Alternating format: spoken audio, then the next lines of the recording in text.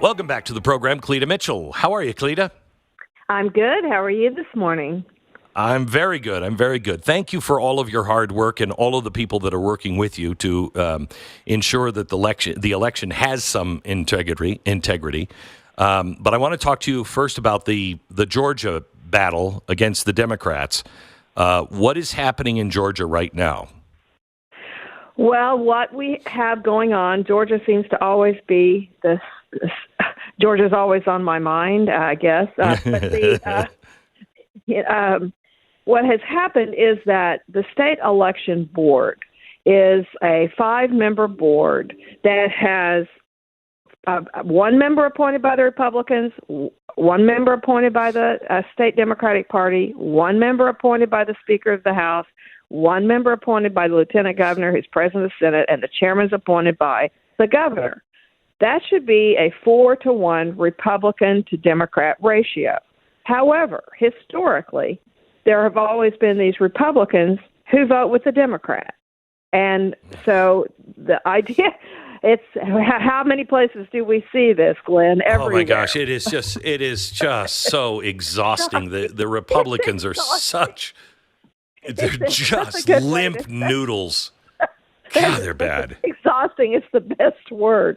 But as of June of this year, we finally have a rule of law majority. 3, the Republican appointee from the state party, the lieutenant governor's appointee, and then in June, the Speaker of the House replaced his pro-Democrat Republican appointee with a firebrand, smart, capable, conservative woman. And so for the first time, we have a rule of law majority of election board members who are determined to that the law be implemented, that the Georgia law be implemented. And so they have issued, which is that let's just start with one of the things the Democrats are going berserk over, a rule that will take effect next week that requires reconciliation of the ballots before and the votes prior to the time when they're certified. And what that means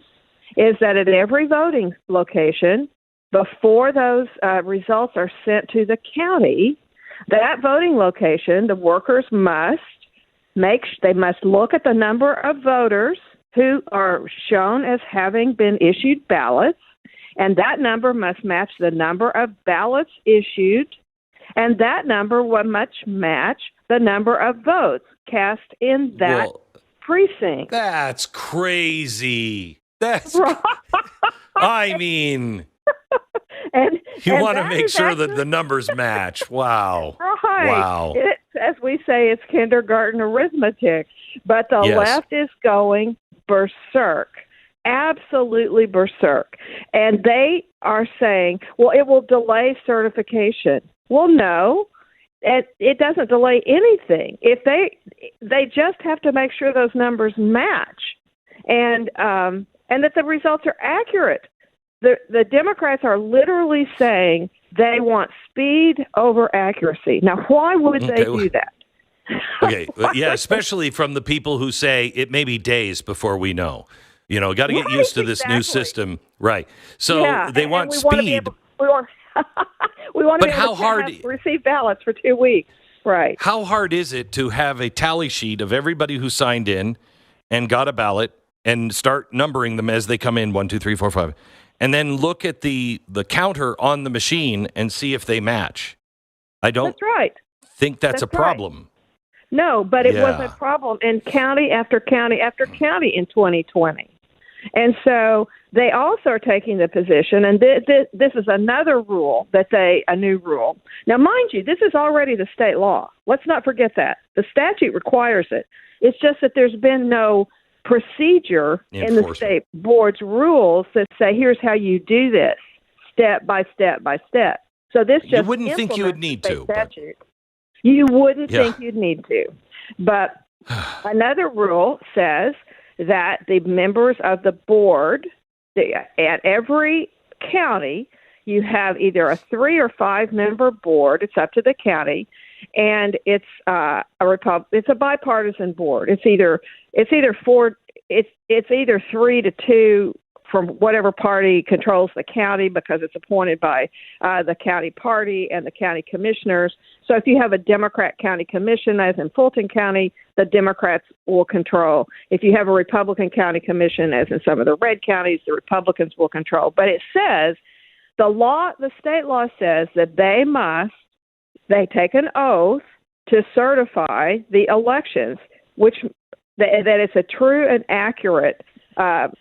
Each of them has to sign the kind of a big deal. Yeah, right. Kind of like part of the job.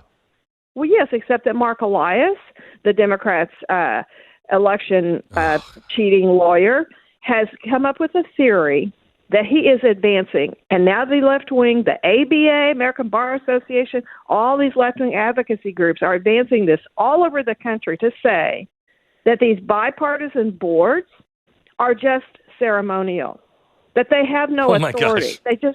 I'm not making this up. They have no authority.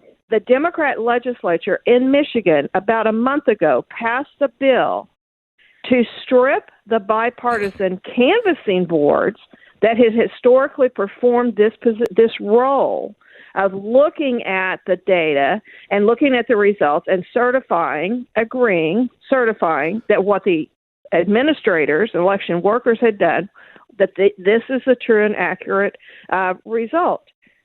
And I call it, you know what I call it? I decided, you know what, this is like Fauciizing the election process. Don't ask any questions. Trust the experts. Do what we say, and don't look behind the curtain. That's what they're doing in Georgia. We're talking to Cleta Mitchell. She's her website is whoscounting.us. But what's happening in Georgia, and I want to expand this a bit, are illegals being registered to vote? Yes, they are. And here's how it's happening. You have them going into the Department of Motor Vehicles, or whatever it's called in your state, Department of Transportation, Department of Driver Services, and 31 years ago, Congress passed a law saying that states must, when issued a driver's license, that people must be given the voter registration forms. They must be given those forms at the DMV, or if you go to sign up for food stamps or welfare benefits, that wherever people interact with these two types of government agencies, they must be registered to vote. And so that law also requires that states must accept and use the federal voter registration form. Well, that form just has a box to check. Are you a citizen? And we have ample evidence over a number of years where people will check the box, no, I'm not a citizen, and they get sent over and registered to vote anyway. Well, now what you have, and I have had reports, people have seen this all over the country, that when they have been going in, being just normal people going in to get their driver's license renewed or a tag for their new car, and they see these clusters of people who clearly don't speak English. In Michigan, a fellow sent me something about a group, and this woman had a big sign around her neck that said interpreter, and she was taking them in to get their driver's licenses or their ID cards. And I have absolutely no reason to think that they're not automatically being added to the voter rolls, because Michigan has a new law that you have to opt out. You have to opt out in Georgia. And these people don't even speak English. How are they even going to know that they've been added to the voter rolls? Because they're automatically added. And once they get on those voter rolls, it's very difficult to get them off. And the two ways that states have historically confirmed identity and residency were with the driver's license and with the Social Security number. Well, you don't have to be a citizen to get either of those. And in 19 states, illegals are issued driver's licenses. It's been a big push by the ACLU. So it's a very big problem. It's a very big problem. And what we finally figured out... Go ahead. No. What we finally figured out is that the only way the states could, if they wanted to, right now, they could run their voter rolls against the database that the DMVs have of citizenship because of Real ID. The DMVs are required to only issue a driver's license, one of the Real ID licenses to someone who's a U.S. citizen or a permanent resident. You don't have to be a citizen to get a Real ID. But in Wisconsin last week, a suit was filed to force the voter rolls to be run against the Wisconsin Department of Transportation database. They have acknowledged publicly that they have citizenship data, but so far the Democrat regime in Wisconsin has refused to run the databases to see who on the voter rolls is a non-citizen, and then require them to come in and provide proof of citizenship to be able to stay on the rolls and vote.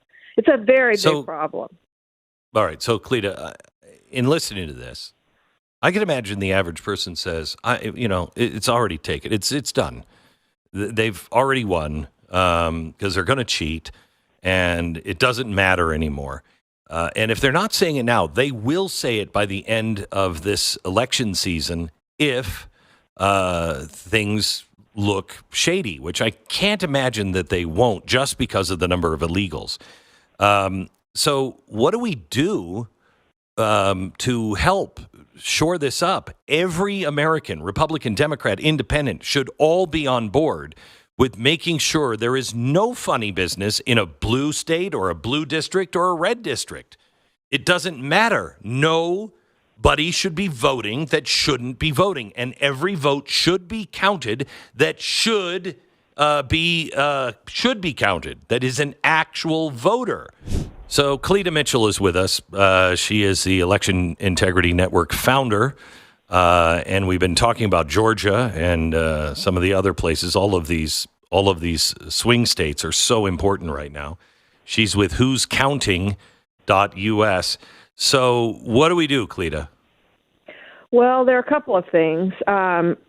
Specifically talking about non-citizen voting, we have formed a national coalition, and people can sign up at it's www.onlycitizensvotecoalition.com, and you'll get the weekly newsletter. And we have a national working group that meets virtually every Thursday at 11 a.m.